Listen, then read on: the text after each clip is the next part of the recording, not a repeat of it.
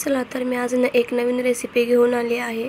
ती म्हणजे तोंडलीमध्ये चणा डाळची भाजी। तोंडली आणि चणा डाळची भाजी। प्रथम मी कांदा घेतला आहे, टोमॅटो घेतले, लसूण घेतला आहे आणि खोबरं घेतलं आहे ओलं, आणि एका साईडला तोंडली चिरून घेतली आहेत आणि रात्री चणा डाळ भिजत घातली आहे। आता मी कढईमध्ये तेल गरम करून त्याच्यामध्ये जिरी मोहरी टाकली आहे। त्यानंतर लसूण आणि कांदा टाकायचा आहे।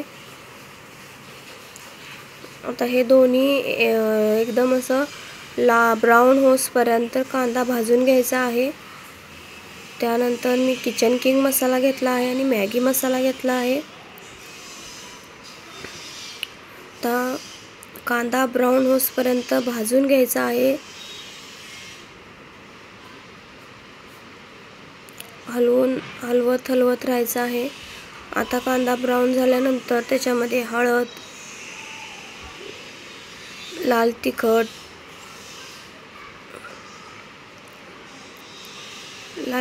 टाकायचं आहे। थोडं बेडगी मिरची तिखट टाकायचं आहे। त्यानंतर किचन किंग मसाला मॅगी मसाला हे टाकून घेतला आहे फोडणीमध्ये। ते आता परतायचं आहे। हे परतून घ्यायचं आहे। हे परतून घेतल्यानंतर आता आपण त्याच्यामध्ये टोमॅटो टाकणार आहोत। टोमॅटो छानपैकी हलवून घ्यायचा आहे। त्यानंतर त्याच्यामध्ये तोंडली टाकून फ्राय करून घ्यायचं आहे। आता ही तोंडली त्याच्यामध्ये परतून घ्यायची आहे मसाल्यामध्ये। त्यानंतर परतून झाल्यानंतर तोंडली त्याच्यामध्ये चणा डाळ टाकायची आहे। चणा डाळ पण त्या मसाल्यात छानपैकी परतून घ्यायची आहे। परतून झाल्यानंतर वरती मग आपण झाकण ठेवायचं। छान परतून घ्यायचं आहे तोंडली।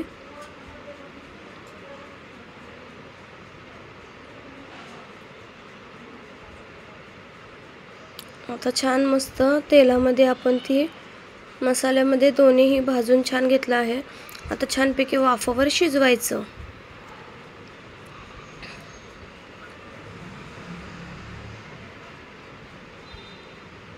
छान परतून झाला आहे। आता वरती झाकण ठेवायचं आणि थोडंसं आता शिजत आलेली आहे भाजी। मग वरून खोबरं टाकायचं आहे, ओलं खोबरं किसलेला। आता हे खोबरं सुद्धा छान परतून घ्यायचं आहे भाजीमध्ये।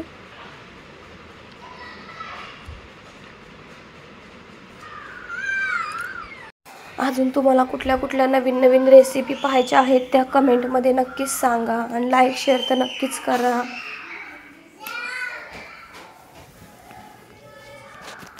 आता खोबरं छान परतून घेतलं आहे। आरती बघा किती छान कलर आला आहे भाजीला। आता झाकण ठेवून छानपैकी वाफ काढायची आहे भाजीला।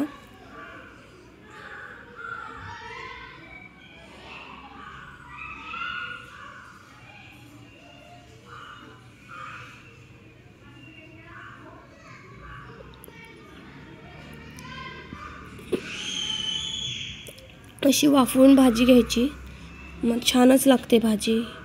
एकदा नक्कीच करून बघा आणि कमेंटमध्ये नक्कीच सांगा कशी झाली आहे ती।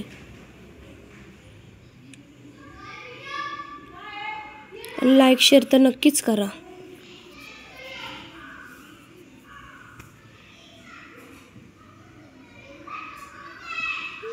आता परत झाकण ठेवून मी छान वाफवून घेतली आहे भाजी।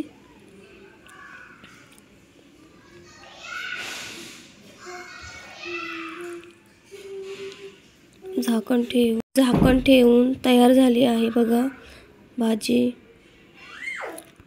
अशा प्रकारे तयार झाली आहे भाजी। मग नक्कीच करा।